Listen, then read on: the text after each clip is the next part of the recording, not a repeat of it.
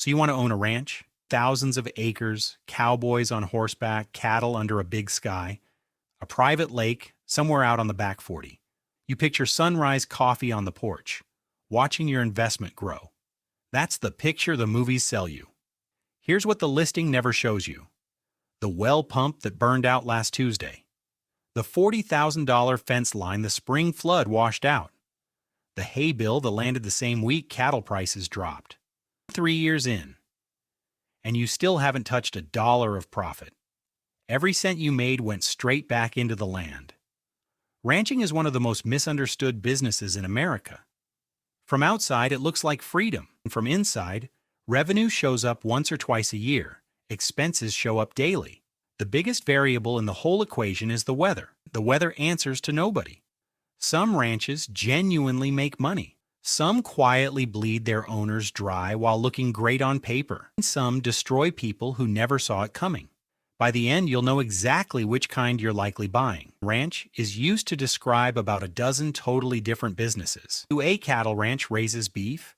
A sheep ranch raises wool and meat. A horse ranch breeds and trains horses. A bison ranch is a specialty protein operation most people never see. A hunting ranch monetizes wildlife instead of livestock. A guest ranch sells an experience, trail rides, and campfires. A luxury recreational ranch may raise almost nothing at all. Its real product is a tax advantage and a private address.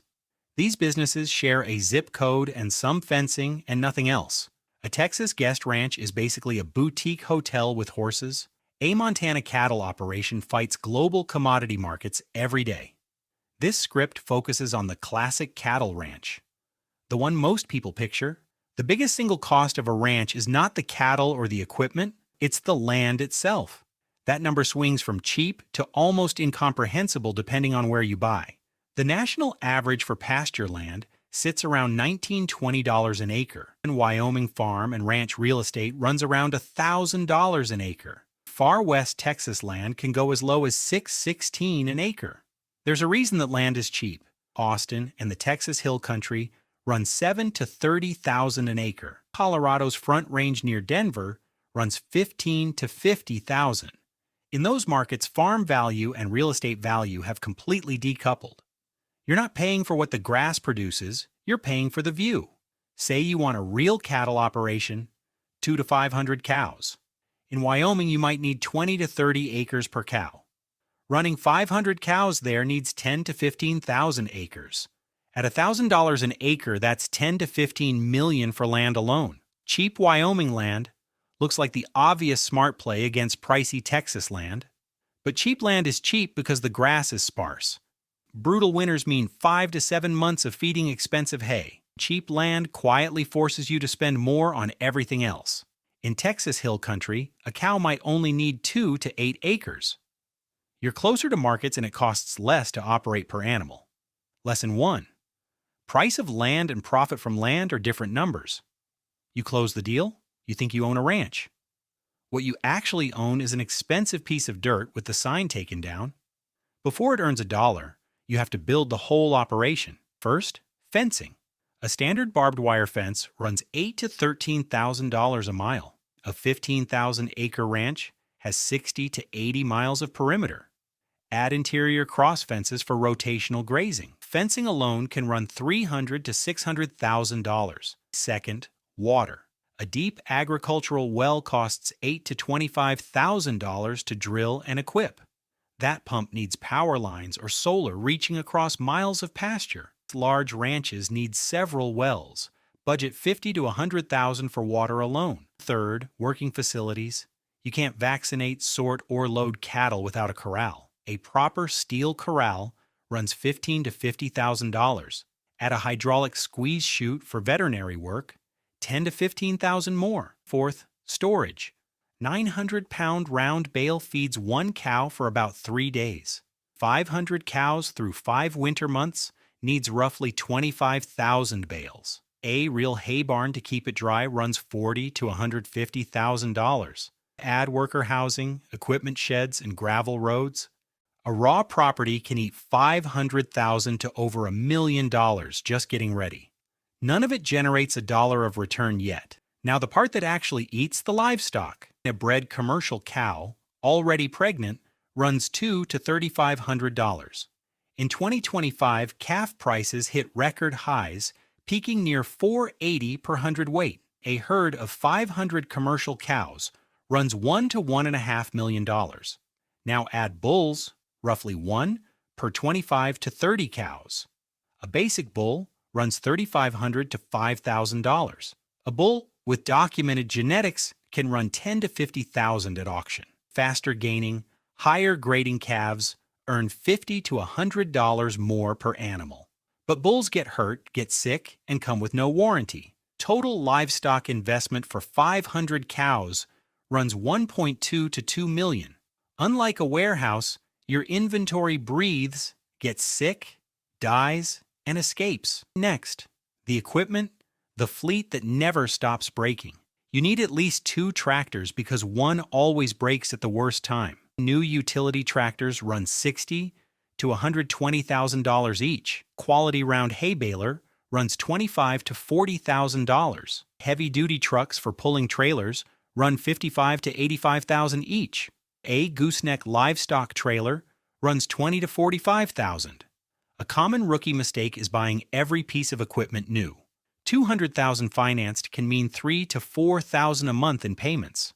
That's $36,000 to $48,000 a year before a single animal sells. Experienced ranchers size the equipment to the herd, not the ambition. Now the operating costs, the bills that never take a day off. Revenue arrives seasonally, expenses arrive daily. The hay bill, the vet call, the fuel tank don't wait for October. Northern Great Plains cow-calf operating costs ran near $950 per cow. Feed alone accounted for $610 of that. Fixed costs added another $900 per cow. On 500 cows, that's roughly $925,000 a year. That's before land costs, before debt service, before a single calf sells. Feed is the single largest cost in the whole operation. From November through April, you're buying or hauling hay every day. 500 cows over 150 winter days runs $125,000 to $300,000. A late storm or pricier diesel makes that number worse fast. Vet costs are the second surprise. Calves born in February, blizzards need emergency intervention. Basic herd health runs $17,000 to $30,000 a year. Labor is the third cost and the hardest to solve. One estimate puts the total annual cost per cow near $1,551. Finding reliable ranch help has become one of agriculture's hardest problems. Many ranches now bring in seasonal labor through a federal visa program, add property taxes, liability insurance, electricity, fuel, and routine repairs. This isn't a part-time hobby. It runs 7 days a week, all year. Now the revenue model, the part that actually has to work. The core idea is simple. Raise a calf, sell the calf. A cow carries for 9 months, nurses the calf 6 to 8 more. The calf weans at 500 to 600 pounds and sells by the pound. In 2025, calves started near $335 per hundredweight and peaked above $480. A 550-pound steer at weaning can bring $2,400 to $2,600. Take 500 cows with a strong 90% conception rate. It weans 450 calves, split between steers and heifers. Average net price across the whole crop lands near $2,200 a head. 450 calves at that price is roughly $990,000. Call it $1 million in gross revenue. Total costs against that run $900,000 to $1.1 million. In a strong year, net profit lands between $0 and $100,000. Against an initial investment of $7 to $12 million, that's a return on investment between 0 and about 1.4%. A credit union savings account pays more than that. Cash returns from simply selling calves are thin, sometimes negative, and that math assumed a strong calf crop and a normal winter. Neither one is guaranteed. The national beef herd recently hit its lowest level since the early 1950s. Years of drought and rising costs forced ranchers to sell rather than expand. When drought hits, the grass stops growing months early. You start buying hay early. right when everyone else needs it too. Hay prices can double or triple in a single season. Selling cattle in a drought means selling your income-generating assets. Rebuilding after a drought means buying replacements at inflated prices. The national herd shrank 1 to 2% a year through past drought cycles. Drought isn't rare here. It's a recurring feature of the business. What a good year gives you, a drought can take back over the next 3. And cattle prices also move in long cycles, 8 to 12 years. In one recent cycle, feeder steer prices dropped $85 per hundredweight in a season. In just the first half of 2025, prices swung $55 per hundredweight. Across 450 calves, that swing alone is worth over $120,000. Costs stay fairly fixed, revenue does not. Look at what a recent Texas drought did to multi-generation ranching families. These weren't first-time buyers, they knew every water hole on the property. The drought didn't care about experience. Pastures that fed cattle for decades turned to cracked clay. Ranchers who held out for rain eventually sold anyway at the bottom. One extension specialist put it plainly: every input in ranching costs more now. Record cattle prices still failed to offset the higher costs. Long-term survivors are the ones who controlled costs tightly enough to survive bad years. They're usually the ones who built more than one source of income. Hunting leases are one of the most underused revenue streams in ranching. Leasing deer, quail, or turkey rights can bring $5 to $25 per acre a year. On 15,000 acres, that's $75,000 to $375,000 a year. The cattle stay, the grass stays, and nothing gets sold to earn it. In drought years, some ranchers make more from hay sales than from cattle. Conservation easements are the least understood tool in a rancher's toolkit. You restrict development rights on the land and claim a federal tax deduction. It's a legal tax strategy, written into the code on purpose. Guest ranch and agritourism income has exploded over the past decade. Premium guest ranches charge $300 to $800 a night, all inclusive. None of these alone rescues a struggling cattle operation by itself, but a ranch with several income streams survives the bad years far better. Here's a genuine puzzle in this industry. If the economics are this thin, why do billionaires keep buying ranches? They aren't buying ranches to get rich selling calves. First, privacy. A massive ranch is an address that barely exists on a map. Second, appreciation. Land is finite, and it climbs reliably over decades. Some states have seen ranch real estate values jump over 30% in a few years. Third, the conservation easement math at billionaire scale. Donating an easement on a $100 million ranch can shelter tens of millions in tax. Fourth, agricultural tax exemptions at the state level. Running, even a small herd can qualify land for a steep property tax discount. The cattle aren't the business, the tax status is the business. Now let's build one honest, realistic scenario. A 5,000-acre Central Texas ranch, 200 cows, a serious first year. Land at $7,000 an acre runs $35 million. Finance most of it.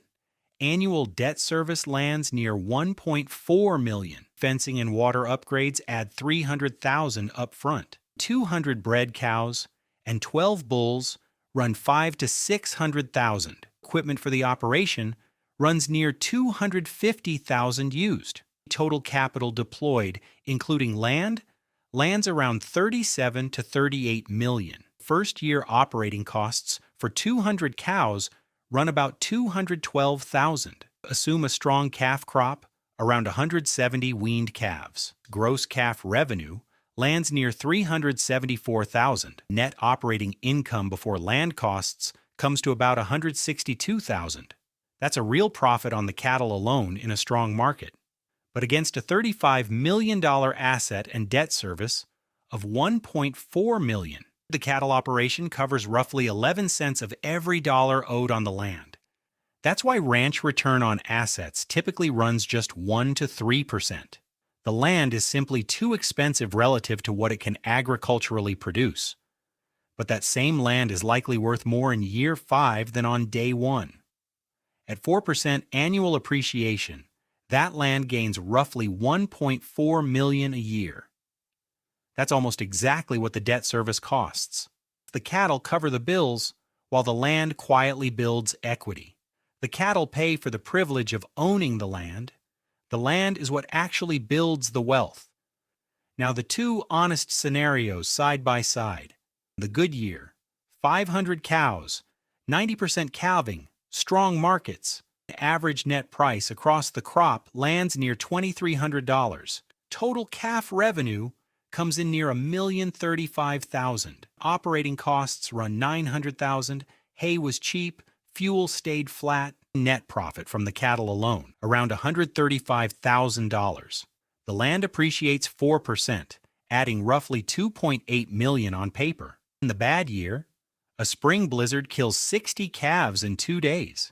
A July drought forces hay buying 2 months early, 30% over budget. The fall market softens.